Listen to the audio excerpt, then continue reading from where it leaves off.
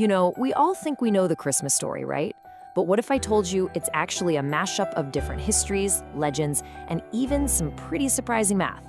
Well, today, we are going to unwrap the real stories behind our most cherished Christmas traditions. So here's the big question to get us started. What if Santa Claus and December 25th have almost nothing to do with each other? It seems like a crazy thought, but answering it takes us on this incredible journey through 2,000 years of history to see how two totally separate stories somehow became one. Think about it. The red suit, the sleigh, the reindeer, it all feels like this one, single, timeless package, doesn't it? As if it was just delivered to us, fully formed. But here's the wild part. That iconic image we all have in our heads, it's actually a surprisingly recent invention pieced together bit by bit over centuries. Okay, so let's start with the man himself. Where did Santa actually come from? To find his origins, we have to go way back. I'm talking long before the North Pole, long before any flying reindeer. We're gonna meet the real guy who started it all. So when you put them side by side, the contrast is, well, it's really striking. On one hand, you've got the myth, this magical guy living at the frozen North Pole. And on the other, a real historical person from, get this, the warm Mediterranean. Totally different worlds. Okay, let's meet the man behind the myth. So this is him, Saint Nicholas, a real person, a Christian bishop living way back in the 3rd century in what's now modern-day Turkey. And listen, he wasn't known for making a list and checking it twice. No, he was known for his incredible faith and, more importantly, for a kind of generosity that was just, well, it was truly radical for its time. And this is probably the story that really cemented his legacy. So there was this poor man, right? He had 3 daughters, but absolutely no money for their dowries. And back then, that was a disaster. It could mean they'd be sold into servitude. So Nicholas, hearing about this, secretly tossed 3 bags of gold into their home, saving them from that terrible fate. And that one act of secret, anonymous generosity, that's it. That's the true origin of our gift-giving tradition. All right, so that covers the who, that's the man, but what about the when? Why December 25th? Well, the answer here takes us on a totally unexpected journey, far away from Santa's workshop and deep into the world of ancient theology. Yeah, you heard that right. Now, I'm sure you've heard this one before. The most popular theory is that early Christians just kind of co-opted a pagan winter solstice festival and slapped a new name on it. And you know, it sounds plausible. It feels like a smart marketing move, doesn't it? But the actual historical evidence tells a very different story. So here's the big problem with that whole pagan festival theory.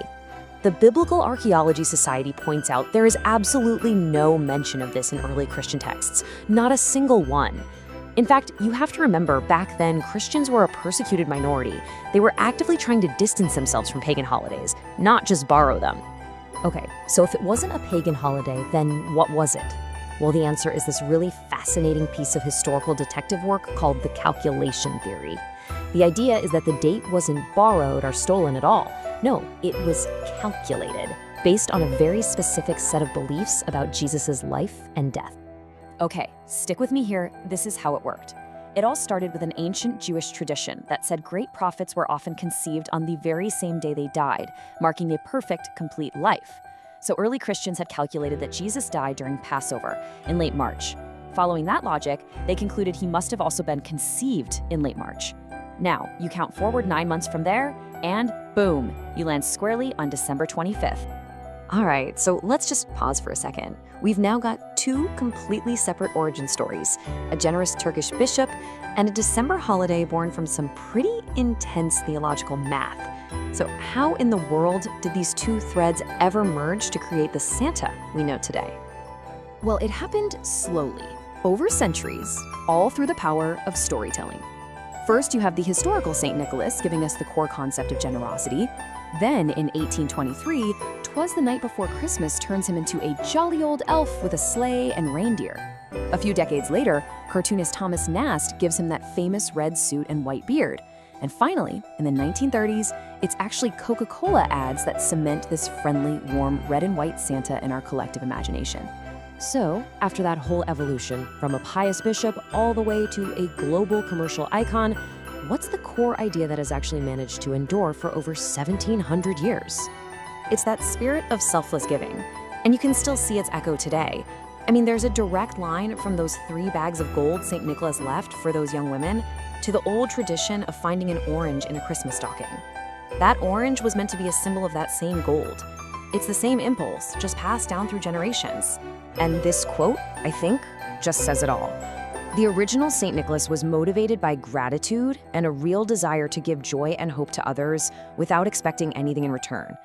That's the thread that connects the historical saint to the holiday today. It's why we do things like anonymous Secret Santa gift exchanges or donate to toy drives. It's that same spirit, alive and well. So when you step back, the Christmas we know is this incredible tapestry, woven from history, theology, poetry, and even advertising. The man and the date started as separate stories, but they merged to create something truly powerful. Which kind of leaves us with a final thought. After 1,700 years of change, what does that original radical spirit of giving mean to us today?